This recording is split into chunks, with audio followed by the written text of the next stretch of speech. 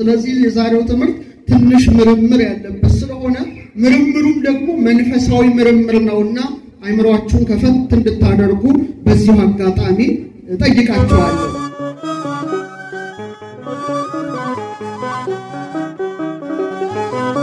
በስመ አብ ወወልድ ወመንፈስ ቅዱስ አሐዱ አምላክ። የክርስቶስ ቤተሰቦች እንደምቆያችሁ እንደምናረፈዳችሁ እንደምንሰነበታችሁ ሁሉ እግዚአብሔር ሁላችንን በሕይወት በሰላም ጠብቆ ለዚህ ችለት አድርሶናልና የአባቶቻችን አምላክ ለሁሉ እግዚአብሔር ስሙ የተመሰገነ ይሁን። ለእግዚአብሔር ቸርነትና ለእግዚአብሔር ቅዱስ ፈቃድ ዛሬ የምንማማረው ሉቃስ ወንጌል ምዕራፍ 2 ቁጥር 19 ላይ ባለው ኃይለ ቃል መነሻነት ይሆናል። ምን ይላል? ማርያም ግን ይህን ነገር ሁሉ በልቧ እያሰበች ትጠብቀው ነበር ይላል። እስቲ አብረን በለው። ማርያም ግን ይህን ነገር ሁሉ በልቧ እያሰበች ትጠብቀው ነበር። ይህን ቃል የጻፈልን ወንጌላዊ ሉቃስ ሲሆን ድንግል ማርያም የምስጢር መዝገብ ናትና ነገሩን ሁሉ በልቧ ታኖረው እንደነበረ ጽፎልናል። ዛሬ በዚህ ላይ መነሻ አድርገን በተለይ በልቧ ስላኖረችው ምስጢር ለመመርመር የሞከረ ታላቁ ሊቅ አባ ሕርያቆስ ነውና አባ ሕርያቆስ እንመርምራት ብሎ ከተናገረው ኃይለ ቃል ጋር ያዛመን እንማራለን። እግዚአብሔር አምላካችን እግዚአብሔር ሕይወታችን የወደ ምሕረቱ ባለቤት እሱ ነውና ምስጢሩን ተወሩን ለሁላችን የሚግለጥልን። ታዲያ አባ ሕርያቆስ ምን ይላል? ንግባይኪ ሀበጥንተ ነገር ወንህትታ ለቅድስት ድንግል በእንተ ጽንሳ ዘመንክር ለኩሉ እንዘንብል። ወደ ቀደመው ነገር እንመለስ። ቅድስት ድንግልን ለሁሉ ድንቅ የሚሆን የጽንሷን ነገር እንዲህ እያል እንመርምራት ይላል። እሷ ምስጢሩን ሁሉ በልቧ ታኖረው ነበረ። አባ ሕርያቆስ ደግሞ መንፈስ ቅዱስ እየገለጠለት ወንህትታ ለቅድስት ድንግል በእንተ ጽንሳ ዘመንክር ለኩሉ ለሁሉ ድንቅ የሚሆን የጽንሷን ነገር እንደምን ነው እያል ቅድስት ድንግልን እንመርምራት ይላል። አሁን ድንቅ የሚሆነው ነገር ምንድነው? በማኅፀኗ የጸነሰችው ማን ነው? ድንቁ ክርስቶስ ነው። እስመ ኢሳይያስ ሰማዮ መንክረ ነብይ እግዚአብሔር ኢሳይያስ በትንቢቱ በምዕራፍ 9 ቁጥር 6 ላይ ሕፃን ተወለደልን፣ ሕፃን ተወለደልን፣ ወንድ ልጅም ተሰጠን፣ አለቅነት በጫንቃው ላይ ይሆናል፣ ስሙም ድንቅ መካር፣ ኃያል አምላክ፣ የዘላለም አባት፣ የሰላም አለቃ ተብሎ ይጠራል ብሎ የልጇን ድንቅነት ተናገረ። ስለዚህ ድንቁን አምላክ በማኅፀኗ ተሸክማለችና እንዴት ነው እያል ይህን የጽንስ ነገር እንመረምረው ዘንድ ንግባይኬ ወደ ጥንተ ነገራችን እንመለስ ይላል። የእመቤታችን ነገር በጣም ድንቅ ነው። ጽንሷ በጣም ድንቅ ነው። ዓለም ከተፈጠረ ጀምሮ ዓለም እስኪያልፍ ድረስ በግብረ መንፈስ ቅዱስ የጸነሰች ብቻ ናት፣ እሷ ብቻ ናት። ለምሳሌ ሴቶች አካለ መጠን ሲያደርሱ ወይም ለአቅመ ሔዋን ሲደርሱ ወራዊ ግዳጅ ይመጣባቸዋል። ፈትው ምኞት አለ። እንደገና ደግሞ ጽንስ ለመቋጠር ግንኙነት አለ። በዛ ምክንያት ደግሞ ከድንግልናቸው ይለያሉ፣ ጽንስ ይቋጥራሉ። ሲወልዱም ደግሞ እያቃሰቱ በምጥ ይወልዳሉ። እንደገና ተመልሰው ወደዛ ይመለሳሉ። እመቤታችን ግን ከዚህ ሁሉ የተለየ ጽንሱ በግብረ መንፈስ ቅዱስ የተከናወነ ተሰምቶ የማያውቅ በሕቱም ድንግልና እንበለ ዘርአ ብእሲ ያለ ወንድ ዘር የተፈጸመ ያለ ሕመም ያለ ጭንቅ ያለ ጋር የተፈጸመ ስለሆነ አባ ሕርያቆስ ምን አለ? ለሁሉ ድንቅ የሚሆን የጽንሷን ነገር እንመረምራት ዘንድ ምን እንበላለን? እንጀምራለን። ተመልከቱ። ስለዚህ የዛሬው ትምህርት ትንሽ ምርምር ያለበት ስለሆነ ምርምሩም ደግሞ መንፈሳዊ ምርምር ነውና አይምሮአችሁን ከፈት እንድታደርጉ በዚህ አጋጣሚ ጠይቃችኋለሁ። ንህትታ እንመርምራት ይላል። እግዚአብሔር አምላክ ለሰው ምን ሰጥቶታል? የሚመረምር አይምሮ ሰጥቶታል። 100 ሚሊዮን ቢሊዮን የሚቆጠሩ ምን ሰጥቶታል? ኒውሮኖችን ነርቭን ሰጥቶታል። ውስጣችን ያለው ነርቭ ለመቁጠር ብቻ 3000 ዘመን ይፈጃል ይባላል። ሰማችሁ? ምን ያህል እግዚአብሔር ድንቅ ምስጢር በውስጣችን አስቀምጧል። አይምሮአችን በእውቀት የተመላ ነው። ልባችን የጥበብ ማደሪያ ነው። ኩላሊታችን ደግሞ ነገርን ቀድሞ አጥርቶ ማየት የሚችል ነው። ስለዚህ በሶስቱ ሚዛንነት መንፈሳዊን ነገር ማየት ይገባልና ለሁሉ ድንቅ የሚሆን የጽንሷን ነገር ለመመርመር እንዘጋጅ ማለት ነው። የሰማችሁ ነው። አንደኛ እመቤታችን ፈቶ የለባትም፣ ምኞት የለባትም። ሁለተኛ ጽንሱ የተከናወነው በማን አብሳሪነት ነው? በቅዱስ ገብርኤል አብሳሪነት ነው። እንደ ቃል ይደረግልኝ ባለችው ጊዜ አካላዊ ቃል የዕለት ጽንስ ሆኖ በማህፀኗ ምን ሆነ? ተጸነሰ። ስትጸንሰው ማኅተመ ድንግልናዋ አልተለወጠም። በምትወልደውም ጊዜ ሴቶች የሚሰማቸው ሕመም፣ ምጥ፣ ጭንቅ አላገኛትም። በወለደችውም ጊዜ ማኅተመ ድንግልናዋ አልተለወጠም። ስለዚህ ድንቁን አምላክ በማኅፀኗ ተሸክማለችና እመቤታችንን እንመረምራት ዘንድ ንግባይኬ ወደ ጥንት ነገራችን እንመለስ አለ። አሁን ቅዱስ ገብርኤል አበሰራት። እሷ ይኩነኒ በከመ ትቤለኒ እንደ ቃል ይደረግልኝ አለችው። ከዚህ በኋላ ይጀምራል ምርመራው ማለት ነው። ምን ይላል? ኦ ድንግል ሶበ ኀደረ ውስተ ከርስኪ እሳተ መለኮት፣ ገጹ እሳት፣ ልብሱ እሳት፣ ክዳኑ እሳት።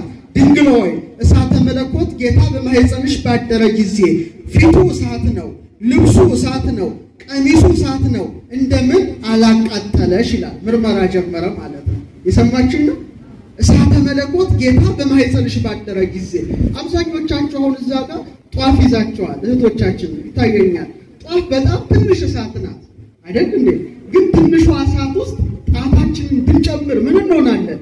እንቃጠላለን፣ እንነዳለን።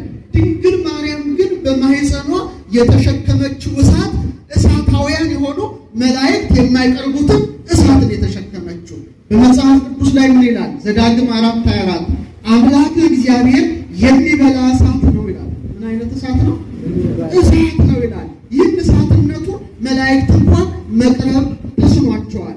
በትንቢተ ኢሳይያስ ምዕራፍ 6 ቁጥር 3 ላይ ምን ይላል? በዓመተ ሞተ ዖዝያን ንጉሥ ርኢክዎ ለእግዚአብሔር፣ ዖዝያን በሞተበት ወራት እግዚአብሔርን ተመለከትኩ አለ እና ወሱራፌል ይቀውሙ አውዶ፣ ሱራፌልም በፊቱ ቆመዋል። በክሌቱ ክነፊሆሙ ይከድኑ ገጾሙ፣ በሁለት ክንፋቸው ምናቸውን ሸፍነዋል?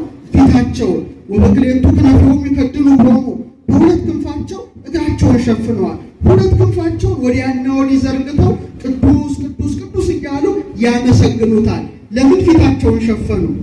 እሳተ መለኮቱ ምን እንዳይላቸው? እንዳያቃጥላቸው ነው። መላእክት እንኳን እንዳያቃጥላቸው ሁለት ክንፋቸውን በፊቱ የሚጋርዱለትን ጌታ እሷ በምኗ ተሸከመችው? በማኅፀኗ ተሸከመችው። ግን አልተቃጠለችም። አይገርምም? አልተቃጠለችም። ለዚህ ነው እሳተ መለኮት ጌታ በማኅፀንሽ ባደረ ጊዜ ልብሱ እሳት ነው፣ አካሉ እሳት ነው፣ ቀሚሱ እሳት ነው፣ እንደምን አላቃጠለሽ ብሎ አባ ሕርያቆስ ጥያቄ ይጠይቃል። ይህን የሚያስረዳ ሙሴ ያየው ራእይ ነው። በደብረ ሲና በኦሪት ዘጸአት ምዕራፍ 3 ላይ ምን ተመለከተ? ቁጥቋጦ ተመለከተ። ያችን ቁጥቋጦ ምን አላቃጠላትም? እሳት አላቃጠላትም። ከቃሉ ጋር ናችሁ? እሳት አላቃጠላትም። እና ሊቀርብ ጠጋ ሲል ሙሴ የቆምክባት ምድር የተቀደሰች ናትና ጫማህን ከእግርህ አውልቅ ይለዋል። አስቡ፣ ያቺ ቁጥቋጦ ማን ነበረች? ድንግል ማርያም ነበረች። እሳቱ ማን ነበረ? መለኮት ነበረ። አያችሁ፣ እሳቱ ቁጥቋጦዋን እንዳላቃጠለ እሳተ መለኮት ጌታ በማኅፀኗ ባደረ ጊዜ ወእያዋያ እሳተ መለኮቱ ለድንግል፣ እሳተ መለኮቱ ማንን አላቃጠለም? ቅድስት ድንግል ማርያምን አላቃጠለም። አመስግኗትችን እናት እና የእናቱ ምሳሌ ስለሆነች ሙሴን ምን አለው? ጫማህን ከእግርህ አውልቅ አለው። አስቡ፣ ምሳሌዋ እንኳን የከበረች በመሆኗ ጫማው እንዲያወልቅ ተገደደ። እውነተኛዋ ጸጳጦስ፣ እውነተኛዋ ቁጥቋጦ ማናት? ድንግል ማርያም ናት። ምን ያህል ትከበር ይሆን ይላል ዮሐንስ ዘደማስቆ። ምን ይላል? ገና ምሳሌዋ ጋር ሲደርስ ጫማህን አውልቅ ተባለ። ቅጠሏ ጋር ሲደርስ እኔ ሲናን ጎብኝቻለሁ።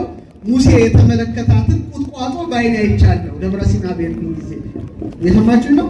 እና ከቅጠሏ ቆርጬ ቤት ያስቀምጫለሁ ለበረከት ማለት ነው። እስካሁን አልተወለገችም። ይገርማል። ሄዳችሁ ብታዩ እንግዲህ ወደ ግብጽ የምትጎበኙ ደብረ ሲና ሙሴ የተመለከታትና ቁጥቋጦ ያየባትን ቦታ ማየት ትችላላችሁ ማለት ነው። እስካሁን ድረስ ቅጠሏ ምን አሉ? አልተወለደም። ይህ በጣም የሚገርም ነው። እና የድንግል ማርያም ምሳሌ ናት። ለዚህ ነው ታላቁ ሊቅ ምን ይላል? በቃለ ኃይሉ ዘይፌትት በረድ። አሁን ተመልከቱ፣ ሰማዩ ጠቁሯል፣ በረዶ ይዘንባል። ክረምት ወቅት አለ በረዱን የሚፈረካክሰው። በቃለ ኃይሉ ዘይፌትት በረድ ቅዱስ ያሬድ ነው፣ በረከቱ ደርብን። ድንግል አድመረት ነደ እንግርማ እበዩ ሙሴ ዘረይደ ሙሴ ሲና ተራራ ላይ የተንቀጠቀጠለት ነዲዱን እሳት ድንግል ማርያም ተሸከመችዋል። ድንግል ማርያም ምን ሆነችው? ተሸከመችው። ወላዲቶ ኮነቶ ገሃደ መሸከም ብቻ ሳይሆን የእሳት እናት ተባለች። የምን እናት? የእሳት እናት። ስለዚህ አባ ሕርያቆስ ደንቆታል። ነገርን በልቧ የምታኖረውን ድንግልን ለመመርመር ተነሳ። ግን መልስ የለው። ድንግል ሆይ እሳተ መለኮት ጌታ በማኅፀንሽ ባደረ ጊዜ ልብሱ እሳት፣ አካሉ እሳት፣ ቀሚሱ እሳት እንደምን አላቃጠለሽ ብሎ ትልቅ ጥያቄ ይጠይቃል። መልሱን ግን የት ሄዶ ያገኛል? ኦሪት ዘጸአት ምዕራፍ 3 በእሳቱ ያልተቃጠለችው ቁጥቋጦ ጋር ሄዶ ነው። ይቀጥልና ወሰባቱ መንጦላዕት ዘነደ እሳት አይቴኑ ተደለው ወአይቴኑ ተንጦላ በውስተ ከርስኪ እንገቦኪ በየማንኑ ወእንገቦኪ በጸጋመኑ። እስቲ አብረን እንበለው። ሰባት በሉ እስቲ። የእሳት መጋረጃ በሆድሽ ውስጥ ወዴት ተዘጋጀ? ወዴትስ ተጋረደ? ከጎንሽ በቀኝ ነውን? ከጎንሽ በግራ ነውን? ትንሽ አካል ስትሆኚ እንሰለስቲታ ባላንት ይላልና ሰባቱ የእሳት መጋረጃ በማኅፀንሽ ውስጥ ወዴት ነው የተጋረደው? ቀኝ ጎንሽ ነው ወይስ ግራ ጎንሽ ይላል። ለምሳሌ ጽርሐ አርያም ዓለመ ሥላሴ ትባላለች። እግዚአብሔር ሰባቱን ሰማያት ፈጥሯል። ፈጥሮ ደግሞ ሰባት የእሳት መጋረጃ ዙሪያቸው ምን አድርጓል? ጋርዷል፣ ሸፍኗል። በዛ የተቀመጠውን ጌታ ነው በማኅፀኗ የተሸከመችው። ስለዚህ ምን ይላል? ያ መጋረጃ በማኅፀንሽ ውስጥ ወዴቱ ጋር ነበር ይላል። ይሄ በጣም ትልቅ ጥያቄ ነው። ሙሴ ሲና ተራራ እግዚአብሔርን ለማናገር ሲወጣ ዘጸአት 19:18 ላይ ምን ይላል? እግዚአብሔር በእሳት ስለወረደበት የሲና ተራራ ሁሉ ይጤስ ነበረ፣ ከእርሱ እንደ እቶን ጢስ ያለ ጢስ ይወጣ ነበረ፣ ተራራው ሁሉ ይናወጥ ነበረ፣ የቀንደ መለከቱን ድምፅ እጅግ የበረታና የጸና ነበረና እስራኤል ደንግጠው ወደቁ ይላል። እግዚአብሔር ምን ላይ ተገለጠ? ሲና ተራራ ላይ። ተራራው ምን ሆነ? ተንቀጠቀጠ። እግዚአብሔር ያሳያችሁ። እግዚአብሔር በአካል ሳይሆን በረድኤት ነው የተገለጠበት። ሰባት የእሳት መጋረጃ ጋርዶ ተገለጠበት። ተራራው ምን ሆነ? ተንቀጠቀጠ፣ ጤሰ። አስቡት። ሲና ተራራ ላይ የተገለጠውን አምላክ እሷ በማኅፀኗ ምን አለችው? ተሸከመችው። ግን ምን ሆነች? አልተቃጠለችም። ያ የእሳት መጋረጃ ቀኝ ጎንሽ ላይ ነው ወይስ ግራ ጎንሽ ላይ ነው ይላል። መልስ የሌለው ጥያቄ ነው። እንዘ ምስጢታ ባላንቴ 3 ክንድ ከስንዝር ቁመት አለሽ። የሰማችሁኝ ነው? አዎ። እመቤታችን ረድኤቷ በረከቷ ይደርብ። ቅዱስ ኤፍሬም ምን ይላል? የሲና ተራራ ተንቀጠቀጠ ይላል። እግዚአብሔር ስለተገለጠበት። የማርያም እቅፍ ግን አልታወቀም ይላል።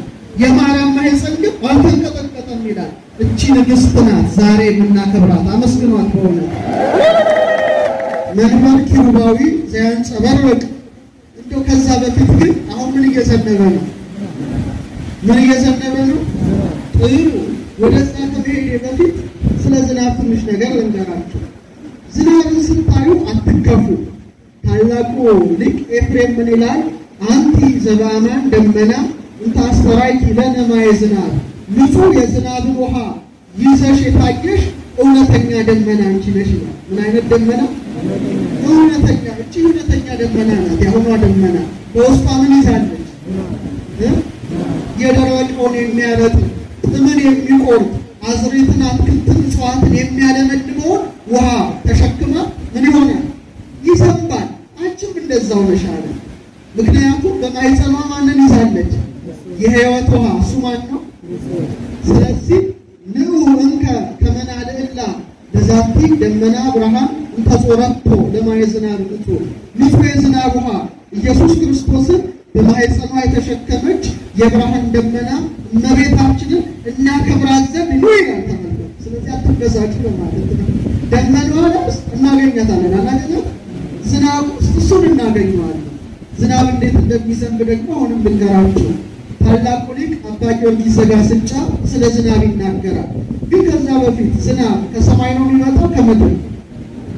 ከሰማይ ነው ከምድር? ከሰማይም ከምድርም ከውቅያኖስ የሚመጣውና ምን ይላል? በተነጊቤ ረቂቅ በሆነ በደመናትነት ዘያቁሮ ለማይ ውሃውን የሚቋጥር የአረጎም ቀላይ ይዞት ወደ ላይ የሚወጣ ወያወረደው ምን ሰማይ በሰማይ መስኮት የሚያፈሰው ማን ነው? ንገሩኝ። እግዚአብሔር ነው ይላል። ስለዚህ በጣም ይደንቃል። ሌላው ደግሞ ወደ ትምህርት ይመጣል። ዝናብን ሳይ እመቤታችን ትዝ ብላኝ ነው። ሌላ ደግሞ ደመና አለ፣ ግን ምን የሌለው ዝናብ የሌለው ደመና አለ አይደል? ዝም ብሎ በአየር ላይ እንደተባዘተ ጥጥ የተከመረ ጥቁር ያልሆነ ይሄ ጥቁር ደመና ነው። ጥቁር ነው፣ ዝናቡን ቋጥሯል። ግን ነጭ ደመና አለ አይደል? ፀሐይ በሚሆንበት ጊዜ የምታዩት እሱ ደግሞ አሁንም በእመቤታችን ይመሰላል። ሰአሊ ለነ ማርያም፣ ማርያም ለምኝልን ትለምንልን። ንጽሕት በድንግልና አልባቲ ሙስና ጸምረ ጻዕዳ ራቁ ደመና ይላታል ያሬድ። የተራቆተች ደመና ምን አይነት ደመና? ያቺ ጥቁር ያልተቀላቀለባት ብሬት ነጭ እንደሆነች እመቤታችንም ኃጢአት አልተቀላቀለባትም ማለት ነው። ያቺ ነጯ ደመና በውስጧ ምን አልያዘችም? እንደዚህ ደመና የዝናብን ጠብታ እንዳልያዘች ድንግል ማርያምም በዝናብ ጠብታ የተመሰለ የወንድ ዘርን አልተሸከመችም። ስለዚህ በነጯም ደመና ዝናብን በተሸከመ ደመና ማን ትመሰላለች? ስለዚህ በሁሉም ማየት እንችላለን ማለት ነው። አመስግኗት። ምን ይላል? መንበር ኪሩባዊ ዘያንጸባርቅ ወዘያውሎ ነደ እሳት አይቴኑ ተደለው ወአይቴኑ ተንተተክለ በውስተ ከርስኪ እንዘ ንእስት መርዓት አንቲ። እስቲ አብረን እንበለው። የሚያንጸባርቅ በሉ እስቲ። ነደ እሳት የሚከበው ኪሩቤል የተሸከሙ ዙፋን በሆድሽ ውስጥ ወዴት ተዘጋጀ? ወዴትስ ተተከለ? ታናሽ ሙሽራ ስትሆኑ። ይህ በጣም ረቂቅ ምስጢር ነው። ኪሩቤል የተሸከሙት ዙፋን የት ውስጥ ነው የተተከለው ነው? አቤት ጥያቄ! ይህ ጥያቄ ከባድ ነው። ምክንያቱም በማህፀኗ የተሸከመችው በማን ላይ ተቀመጠ ነው? ኪሩቤል በተሸከሙት ሰረገላ ላይ የተቀመጠውን አምላክ ነው። ይህም ምስጢር ላፍታታው በትንቢተ ኢሳይያስ ምዕራፍ 6 ከቁጥር 1 እስከ 7 ቅድም ነግሬያቸዋለሁ። ኦዚያም በሞተበት ወራት እግዚአብሔር በኪሩቤል ላይ ተቀምጦ ለማን ተገለጠ? ለኢሳይያስ ተገለጠ። ኢሳይያስ ንጉሱን ባለመገሰጹ ለምጽ ወጥቶበት ስለነበረ መልአኩ ይመጣና በጉጠት እሳት ያነሳና የኢሳይያስን ከንፈር ምን ያደርገዋል? ያስነካውና ይፈውሰዋል። መልአኩ እሳቱን የያዘው በምንድን ነው? ንገሩኝ። በምንድን ነው? በጉጠት ነው። አሁን በዛ ዙፋን ላይ የተቀመጠውን ጌታ በማህፀኗ ስትሸከም ዙፋኑ ረጅም ነበር ይላል። ዙፋኑ ምን ነበር? ያቺ ዙፋን የድንግል ማርያም ምሳሌ ነበረች። ያቺ ረጅም እንደሆነች የእመቤታችንን ክብሯ ምንድን ነው? ፍጹም ነው። ከፈጣሪ በታች ከፍጡራን በላይ ነው። በዛች ዙፋን ላይ ማን ተቀመጠ? በኪሩቤል ላይ የተቀመጠው ማን ነበረ? እግዚአብሔር ነው። በኪሩቤል ሰረገላ ላይ የተቀመጠው እሷ ግን በምኗ ተሸከመችው? በማህፀኗ ተሸከመችው። ለዚህ ነው ሊቁ ምን ይላል? አንቲ ታቢን ኪሩቤል፣ አንቺ ከማን ትበልጫለሽ? ከኪሩቤል። ወትትሊአሊም ሱራፌል፣ ከሱራፌልም ትልቅ ያለሽ። ማህፀንኪ ጾሮ ለነደ እሳት ግሩ፣ ማህፀንሽ ግሩም የሆነውን እሳትን ተሸክሟል። ከርስኪ አግመሮ ለፍህመ መለኮት ፍጹም የሆነውን መለኮታዊ እሳትን ምንሽ ተሸክሟል? ማህፀንሽ ተሸክሟል። አቤት አልተቃጠለችም። ተመልከቱ። እንደውም ምን አለ መሰላችሁ? ማህፀንሽ አለ ግሩም የሆነ ነደ እሳትን ተሸከመ፣ ፍጹም የሆነ የመለኮትን እሳት ቻለ።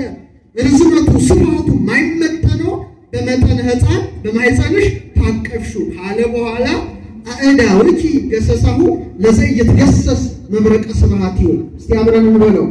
የማይዳሰስ የጌትነቱ ባህሪ መብረቅ ሆነ እርሱን እጆችሽ ዳሰሱት ይላል።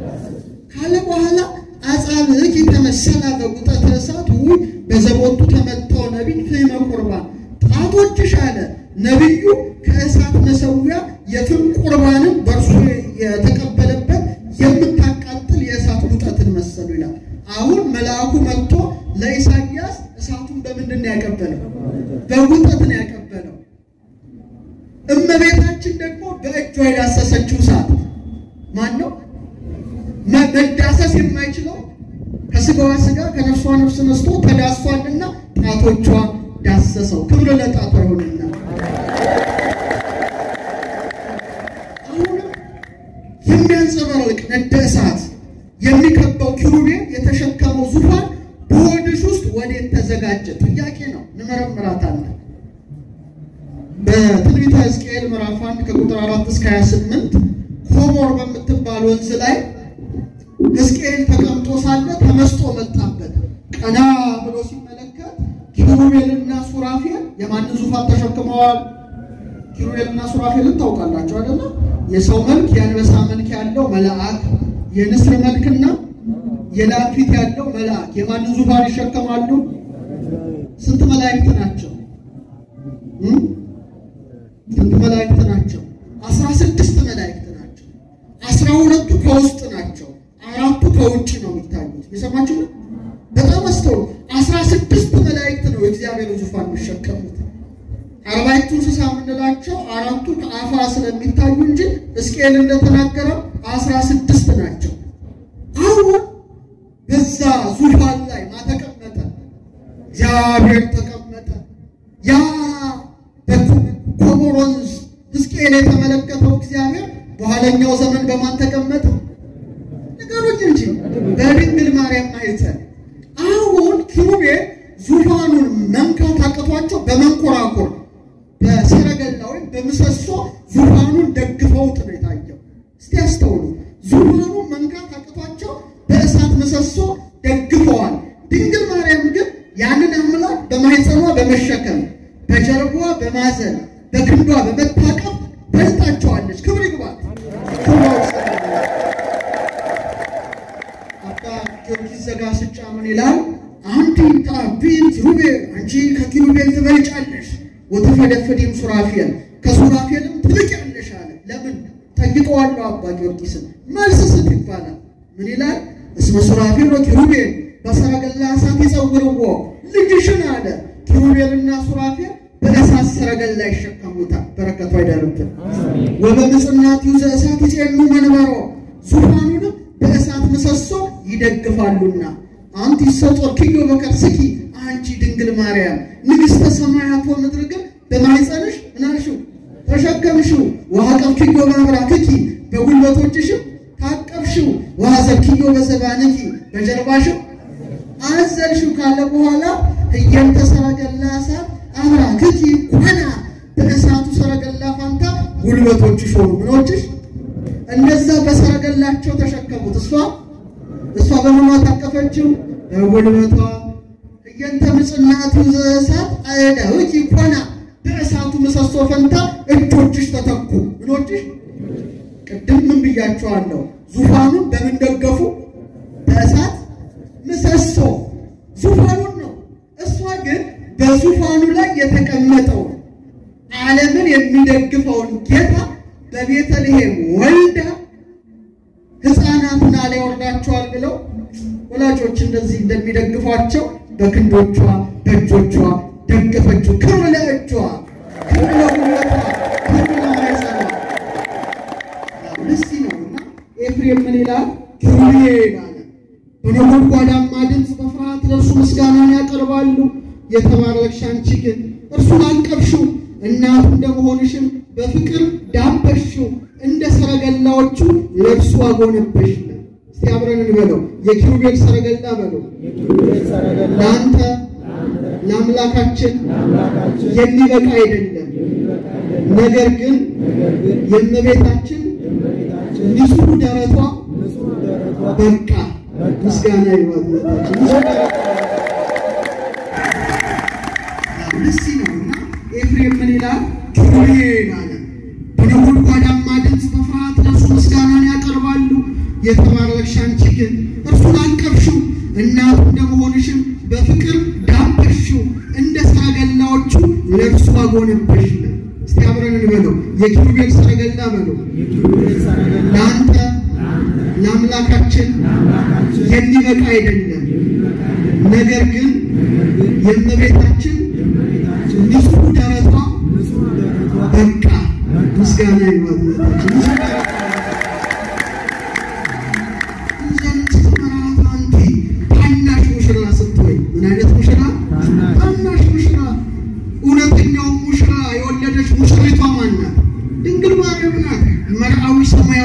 ሰማያዊ ሙሽራ የቤተ ክርስቲያን ሙሽሪቷ ድንግል ማርያም ድንግልና ወለደችው። ቀጠለ ከይነ እምዘምስለ ዓመት አብረን በለው ከገረድነት ጋር በለው እናትነት እንደምን ያለ ነው። ይህ ነው መጠየቅ ያለብን። ተራ ነገር ውስጥ ገብተናል። ከገረድነት ጋር እናትነት እንደምን ያለ ነው። እኛ ሁላችን የማን አገልጋዮች ነን?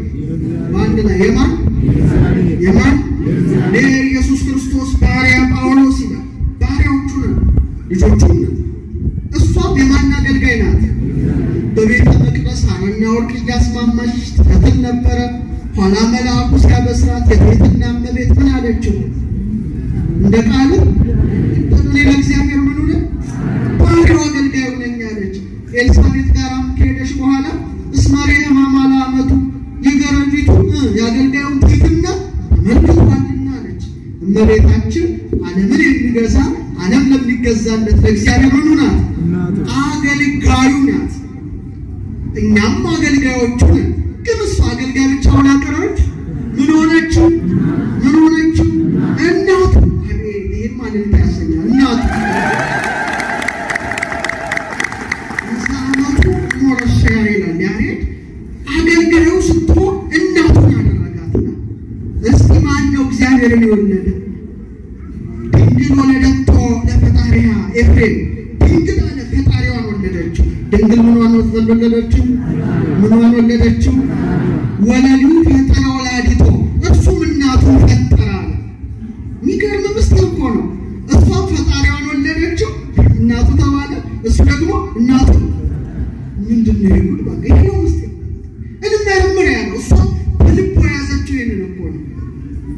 ድንግል ወለደችው ለፈጣሪያ ፈጣሪዋን መውለድ የቻለች ጌታዋን መሸከም የቻለች ከሷ በቀር ማናለች? ማንም። እንደውም አንድ ነገር ልንገራችሁ። ቅዱስ ቄርሎስ ምን ይላል? ሉቃስ 2 ላይ ለይቀ በብህቅ ዘይተዘዝ ለአዝማዲሁ እንተየቲሙ ወለይቲሙ ይላል። ለእናቱ እየታዘዘ በየጥቂቱ አድርገ ይላል ጌታ። ለማን እየታዘዘ? ይህ ሲተረጉም ምን አለ? እናቱን እንዴት እንዳከበረ ተመልከት። መላእክት የሚታዘዙለት ጌታ ለእናቱ ምን ሆነ? ታምረ ኢየሱስ ላይ እንደምናነበው ለእናቱ እየታዘዘ አደገ እየተላላከ።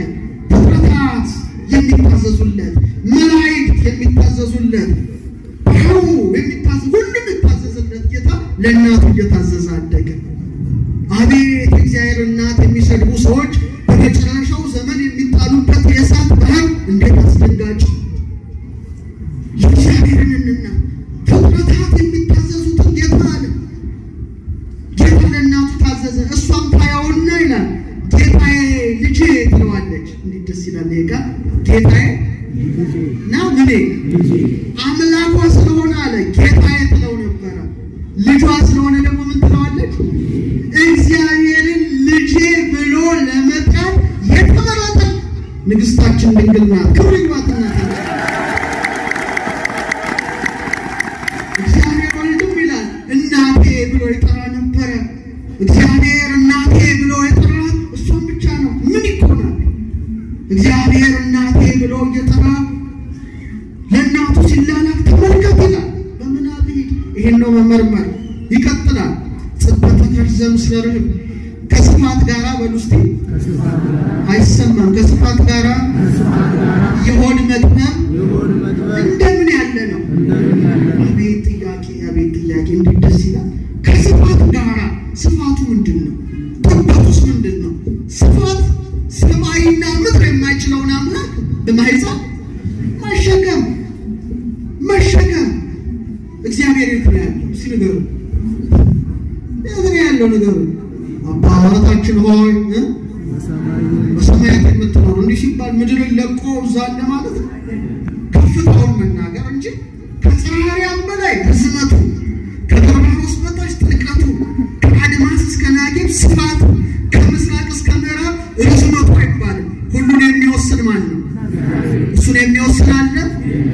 ስለዚህ እንዲህ አለ፣ ሰማይ ዙፋኔ ነው ኢሳይያስ 66 አለ። ምድርም የእግሬ መረገጫ ናት። ለኔ ምን አይነት ቤት ትሰራላችሁ አለ። ሰማይ ምኔ ነው? ምድር ምኔ ናት? ምን አይነት ቤት ትሰራላችሁ አለ። እውነት ነው። እግዚአብሔርን የሚወስን ጠፍቷል። በኋላ ግን አንዲት ሰማይ ዙፋኑ፣ አንዲት ምድር የእግሩ መረገጫ ሆና ተገኘች። እሷ ማን ናት?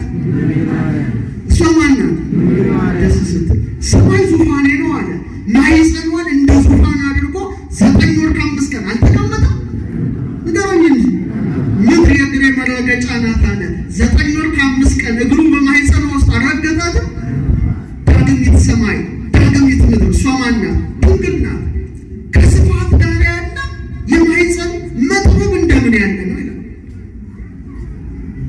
ስለዚህ ከፀሐይም በላይ ርዝመቱ ከዮርዳኖስ በታች ጥልቀቱ የሆነውን አምላክ በመያዟ ሊቃውንት እንዲህ አሉ፣ ሰማይ ወምድር ዘኢያደምሮ እፎንዳ ማኅፀነ ድንግል ጾሮ። ያሬድ ነው። አቤት ያሬድ በተወለደበት ሰማይና ምድር የማይችለውን አምላክ ምንኛ የእመቤታችን ማኅፀን ቻለ። እሱም ጠያቂ እኮ ነው፣ መልስ የለም እንጂ።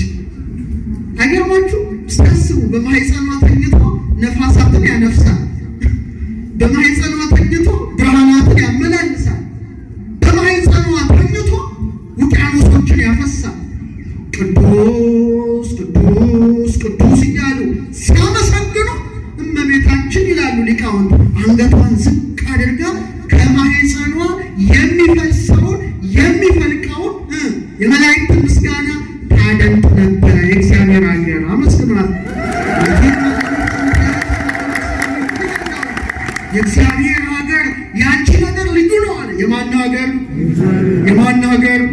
ንጉሥ በከተማው እንዲኖር ንጉሠ ነገሥት አምላከ አማልክት ሕይወታችን፣ ብርሃናችን፣ እረኛችን፣ ፀሐያችን እሱ በማኅፀኗ ምን ሆነ? አደረ። ይሄ በጣም የሚገርም ነው። ስለዚህ እስቲ ርቀቱን ምጥቀቱን እንየው። ከርሰ ድንግል ይላል። አሁን በደንብ ገብቷቸዋል። ቁመቷ ግን 3 ክንድ ከስንዝር ነው። እያስተዋላችሁ? ይሄ በጣም ከባድ ነው። ቁመቷ ያው 3 ክንድ ከስንዝር ነው። የያዘችው ግን ማንን ነው? ሰማይና ምድር የማይችለው ነው። ከርሰ ድንግል ይላል። እንጥቀሰው ሊቁን አብዮት ለዓለም አየራት የድንግል ማኅፀን አለ ከአየራት በለጠ ወተሰጣ እምሱራፌል ወኪሩቤል በኪሩቤል በሱራፌል ዘንድ ተመሰገነ። ከርሰ ድንግል ሆነ ታቦት ወማኅደረ ለእግዚአብሔር አዶናይ። አዶናይ ለተባለ ለእግዚአብሔር የእመቤታችን ማኅፀን ምን ሆነ? ማደሪያ ሆነ። አቤት ክብር ይግባው ማኅፀን፣ ክብር ይግባው ማኅፀን። እሳትን የተሸከመ ማኅፀን ምን ትለዋለህ? እሳትን የያዘ ማኅፀን ምን ትለዋለህ? ከስፋት ጋር ያለ የማኅፀን ጽበት አንክሮ አድናቆት ይገባዋል። ኦ ማለት አድናቆት ነው። አቤት እንዴት ጽሁፍ ነው። በቃ እኔ በጣም ይገርማል እኮ ስታስቡ፣ በጣም ከአይምሮ በላይ ነው። እንኳን መናገሩ ራሱ በጣም ይከብዳል።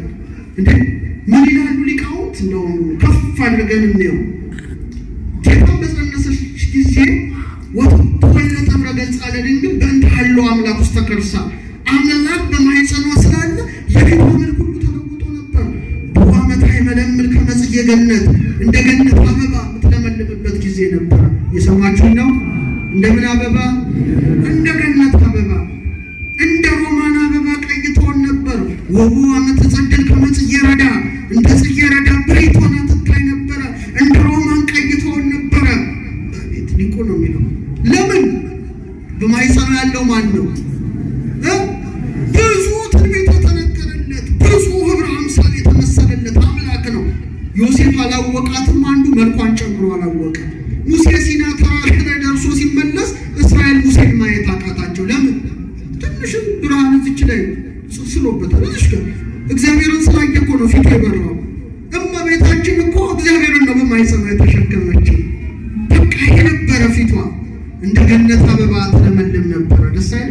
የገነት አበባ እኮ 6 ወር መንገድ ሄዶ ይሸጣል። አበባቸው ምን አይልም፣ አይረግፍም፣ ቅጠላቸው አይጠወልግም። ብታሸቱት ነፍሳችሁ ከስጋችሁ ሊለይ ይችላል። በጣም ልዩ ነው፣ በጣም ልዩ ነው። ያንን ትመስል ነበረ። ሽማግሌ ዮሴፍ ያያትና ወጥቶ እስኪመለስ በሌላው ወጥ ተጠብቀዋለች። ማርያም እያለ ይፈልጋት ነበር። ለምን ይሄ ሁሉ ሆነ? ብዙ ነገር አለ። ልጇን ምን አሉ? ፀሐይ ሲሉ እሷን ምን አሉ? ምስራቅ። ይሄ ሁሉ የተነገረለት እሷን ደመና ሲሉ ልጇን ምን አሉ? ዝናብ። ቅድም እንዳየነው እሷን ሐመልማል ሲሉ ልጇን ምን? ነበልባል። እነማን? እነ ሙሴ። እሷን መሰላል ሲሉ ልጇን ንጉሥ። እነማ? እነ ያዕቆብ። እሷን ሐረግ ሲሉ ልጇን በግ። እነማ? እነ ይስሐቅ። እሷን መሶበ ወርቅ ሲሉ ልጇን መና። እነማ? እነ ሙሴ። እሷን ማዕጠንት ሲሉ ልጇን ፍም። እነማ? እነ አሮን። እሷን ጸምር ሲሉ ልጇን ጠል። እነማ? እነ ጌዴዎን። እሷን ተራራ ሲሉ ልጇን ደንጊያ። እነማ? እነ ዳንኤል። እሷን ደብዳቤ ሲሉ እሱን ቃል። እነማ? እነ ኢሳይያስ። እሷን ምስራቅ ሲሉ ልጇን ንጉሥ። እነማ? እነ ሕዝቅኤል። እሷን ገዳም ሲሉ ልጇን አንበሳ። እነማ? እነ ዕዝራ። እሷን መቅረዝ ሲሉ ልጇን ማይቆት። እነ ዘካርያስ። ክብር ይግባት። ሁሉ የተነገረለት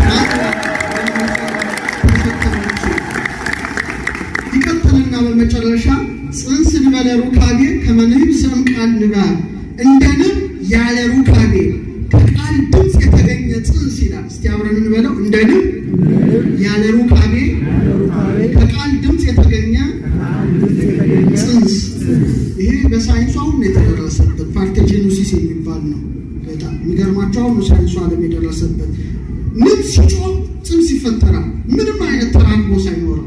ይሄ በጣም አሁን የተደረሰበት ነው ሪሰንትሊ። አባቶቻችን ግን ቀድመው አውቀዋል።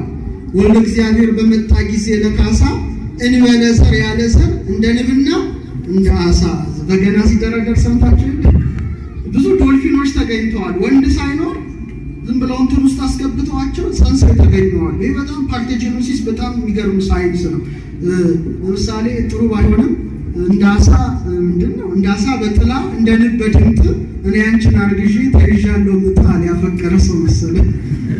እና ስለማር ስለ ንብ ትንሽ ነገር ልንገራችሁ። በመጽሐፈ መሳፍንት ምዕራፍ 14 ከቁጥር 6 እስከ 9 ሶምሶን ኃያሉ በ15 ዓመቱ ወደ ተምና ሲወርድ ያንበሳ ገቦን እያገሳ ሲመጣበት ቆራርጦ ገደለው። ሶምሶን ኃያሉነቱን ታውቃላችሁ። ከጥቂት ቀናት በኋላ ያንበሳውን ሬሳ ያይዘን ከመንገድ ፈቀቅ አለ። በአንበሳው ሬሳ ውስጥ ንብ ሰፍሮበት ነበር ይላል። ማርም ነበረበት። ሶምሶን በላ ይላል። ከአንበሳ ውስጥ ምን በላ? ከላዩ ውስጥ በላ። ከግሩም ውስጥ ጣፋጭ ነገር ተገኘ። እስቲ አስተውሉ። በስንት ዓመቱ? በ15 ዓመቱ። ሶምሶን በ15 ዓመቱ ከአንበሳው ከሞተው አንበሳ አፍ አግኝቶ የተመገባት የማር ወለላ ማን ናት? ከሟቹ ዓለም ተለይታ በቅድስና እንደማር ጣፍጣ በ15 ዓመቷ እንደ ንብ ድምፅ ከቅዱስ ገብርኤል ብስራትን ሰምታ ቁርባን አሕዛብን የተቀበለ እውነተኛውን ምግብ ጌታን ወለደች። ክብር ይግባት እናታችን። አንበሳ በእደ ወልደ ማኑሄ አባ ጊዮርጊስ በማኑሄ በሶምሶን ከአንበሳ አፍ የተቀዳች የማር ወለላ አንቺ ነሽ ይላል። እና ንብን ስታዩ መፈጠሪያው ሰፈፉ ነው። አንቺም አለ አባ ጊዮርጊስ ወለድኪ ቃለ ዘእንበለ ዘርአ ብእሲ። ልክ ንቡ ሲጮህ በእጁ ሰፈፍ እንደሚሞላበት ቅዱስ ገብርኤል መጥቶ ድምፁን ሲያሰማሽ ያለምንም ዘርአ ብእሲ ማንን ጸነሽው? ጌታን ጸነሽው ይላል። ንብ ክንፎቹን እንደዚህ እንደሚጋርድ ሰፈፉ ላይ የመንፈስ ቅዱስ ክንፍ አንቺን ምን አለሽ? ጋረደሽ። አመስግኗት እንችልና በመጨረሻ ይሄን ብሎ ይዘጋል። እኔ እዚህ ላይ አቆማለሁ። ሐሊብ ምስለ ድንግልና ጽሞር ከድንግልና ጋር በውስጥ አንድ ሆነ ወተት።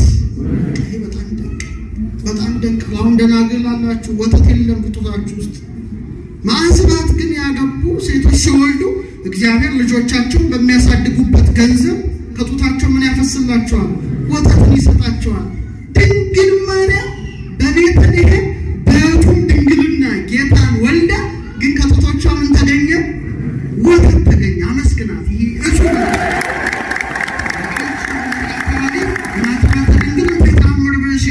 ወንድን ሳተው ከድንግል ጡቶች ወተት መፍሰሳቸው ይደንቃል። ሁሌ በምጸልዩት መልክአ ማርያም ላይ ምን ይላል? ሰላም ለአጥባትኪ እላ ዋዛ ፍጹመ ድንግልናዊ ሀሊበ ውስተ አፈ አምላክ ቅድመ። አስቀድሞ በቀዳማዊው አምላክ ላይ ድንግልናዊ ወተትን ለሰጡ ላፈሰሱ ለጡቶችሽ ሰላምታ ይገባል። ይሄ አይደለም የሚያስደንቀው። እውነተኛው የሚያስደንቀውን ነገር ልንገራችሁ። ከድንግል ማርያም ጡቶች ወተት መገኘታቸው ሳይሆን የጠባው ማን ነው? ይህንን ፈልጋለሁ። ማን የጠባው? ማን የጠባው? ፍጥረታትን ሁሉ በዝናብ አብቅሎ በፀሐይ አብስሎ የሚመግበውን አምላክ አልፋውን አምላክ ድንግል ማርያም ምን አደረገችው? መገበችው። መጋቢዋን የመገበች ከሷ በቀር ማን አለች? እኛ በዝናብ አብቅሎ በፀሐይ አብስሎ ይመግበናል እንጂ እግዚአብሔርን አንመግበው። ድንግል ማርያም ግን መግበዋለች። ስለዚህ ኤፍሬም በማድነቅ እንዲህ አለ። አብረን እንለዋለን። ፈጣሪዋ ነህና በውስጥ ለድንግል እናት ለጡቶቿ ወተትን ሰጠ። ልጇ ነህና ከሰጠሃት ወተት መልሳ አጠባች። አስባችሁ? ፈጣሪዋ ስለሆንክ ነው የሰጠሃት አለ። ለደናግል ወተት አይሰጣቸውማ። ለደናግል ሴቶች ወተት አይሰጥም። አንተ ግን ፈጣሪዋ ስለሆንክ ምንን ሰጠሃታል? ወተትን ሰጠሃታል። ግን ደግሞ ምን አለ? ንገሩኝ፣ ምን አለ? ልጇ ስለሆንክ ከሰጠሃት ወተት መልሳ አጠባች። ድንግል ለአንተ ለሁሉ መጋቢ የተውሶ ወተትን ሰጠች። የምን ወተት? የተውሶ ወተት። የተውሶ ወተት ምን ማለት ነው? የብድር ወተት ማለት ነው አይደለም? ውሰት ብድር ያበደራት ማን ነው? የሰጣት ማን ነው? አያ የተውሶ ወተት ለአንተ ለሁሉ መጋቢ ሰማያትን በዘረጋው ቀኝ ሰማያትን መስረታለች አለ። ሰማያትን በዘረጋው ቀኝ እጅ ጡቶቿን ጨበጥካል። አቤት እንዴት ደስ ይላል! አቤት አዎ ደስ ይላል። ይህም ባሰቡ ጊዜ አለ ባህርያኖስ ወሶበ የሚዘንተ ይህም ባሰቡ ጊዜ አለ ልቡና ይሄዳል፣ ቀልም ይላል። በነፋስ ትከሻ ተጭኖ የእናንተ ሄዷል አይደል? ያልበረረ ካለ የሞተ ልብ ነው ያለው። ሞተ ይህም ባሰቡ ጊዜ አለ ልብ ይሄዳል፣ በነፋስ ትከሻ ተጭኖ ምስራቁን ምዕራቡን መልስ ፍለጋ እኮ ነው፣ ግን የለው አቅቶት ይመለሳል የእሷ ነገር። ለዚህ ነው ማርያም ግን ይህን ነገር ሁሉ እያሰበች በልቧ ተጠብቀው ነበር ይላል። አመስግኗት እችልን። በእውነትችን እናት ናት። ዛሬ በደብረ ምጥማቅ ግብፅ ጉልላት ከግንቦት 21 ከዛሬዋ ዕለት ጀምራ እስከ ግንቦት 25 ድረስ ብርሃንን ለብሳ ትታይ ነበረ። አቤት እመቤታችን ማዕዛዋ ነጭሩ ሊተ ድንግለ እትምተ መዓዛ ፏይቴን ውፍረት የአፏ መዓዛ እንደ ሽቱ የሚያውድ የታተመች አዳራሽ ድንግልን ተመልከቱልኝ ይላል ያሬድ። በጉልላቱ ላይ ትመላለሳለች። ህዝቡ ተሰብስቦ ያያት ነበረ። አይመታደል። ይህም ጊዜ አልፏል። የሰማችን ነው። ይህም ጊዜ አልፏል። አመት መርቂ በደብረ ምጥማቅ ሐምሰ ዕለታተ ትምህርተ ገጽኪ ራይስከ የተነሳ ዘሞተ የሞተ ሰው በሉስት እስኪነሳ ድረስ በደብረ ምጥማቅ በተገለሽ ጊዜ ማርያም ምን ያህል ደስ ታሰኝ። በቀን የታየው የፍቅርሽ አበባ ይቅርና ሌሊት ተኝቶ በህልሙ ያየሽ ምስጉን ነው። ቤታችን ትገለጥልን ልጆቿ ስዕልሽ ጽቢት ላይ ዘከመዘት ይሄድም በዓለም ማርያም አለ ስዕልሽ እንደዚህ ወዝን አብባ የምታምር ከሆነ አሁን የእመቤታችን ስም ደስ አይላችሁ? ቤቴን ያሁን መኝታ ቤቴ መቼም ጸሎትን ቦታ ባይኖርም ቢያንስ 10 በላይ ስዕለ ማርያሞች አሉ። እንደው በቃ ቀላስል ያንሳይ ደስ ይለኛል። ስዕልሽ ጽቢት ላይ አለ ዘከመዘት ይሄድም በዓለም እንዲህ የምታምር ከሆነ አለ እፎይ ሲኒ በሰማይ ለሀገጽኪ ማርያም በሰማይ ያለው ውበትሽ ምን ያምር! አቤት እመቤታችን እንዴት ነው ውበቷ! እንዴት ነው ውበቷ! 12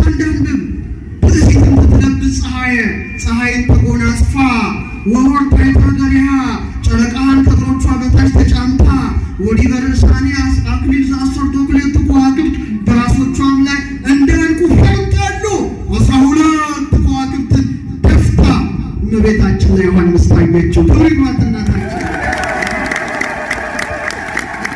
ማንዊት ዛቲ እንተ ትየውስ ከመጎ ሰናይት ከሞር ወብሬት ከመፀሐይ እንደ ማለዳ ወጋገን ያበራች እንደ ፀሐይ የሞቀች እንደ ጨረቃ የደመቀች ማናት ንገረኝ ማናት? እሷ እመቤታችን ብቻ አትበል፣ እመቤታችን ቅድስት ድንግል ማርያም በሉ። ጥሯት ስሟን እማማ ማርያም በሏት። ሲያዟቸው በሉ ሲያትፍሩ ማርያም እንደዚህ አቅርቧት እንጂ አታድርጓት። ደግናት እኮ ናት። እናታችን ናት እነኋት እናት ብሎ ሰጥቶናል። አባ ብላችሁ የምትጠሩበትን መንፈስ ሰጥተን እንዳለ እማማ ብለን ጠራዘን ተሰጥታናለች። አመስግኗት ደስ ይበላችሁ።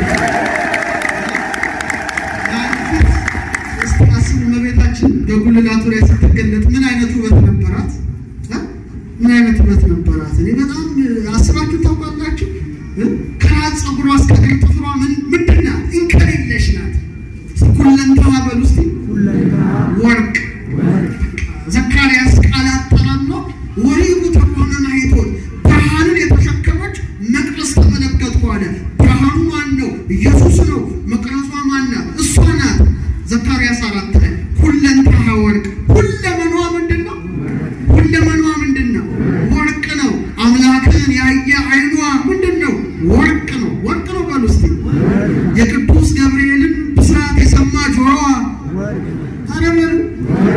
የጌታን ነገር ያሸተተ አፍንጫዋ፣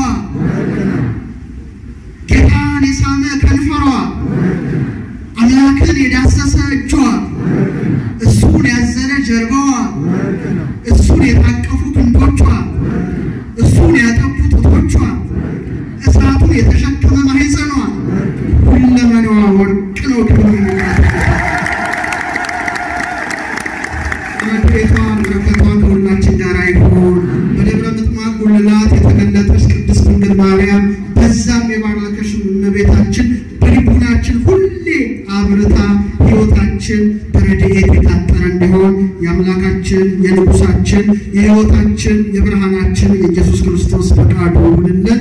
ያስተማረን አምላክ ስሙ የተመሰገነ ይሁን። ወስብሐት ለእግዚአብሔር።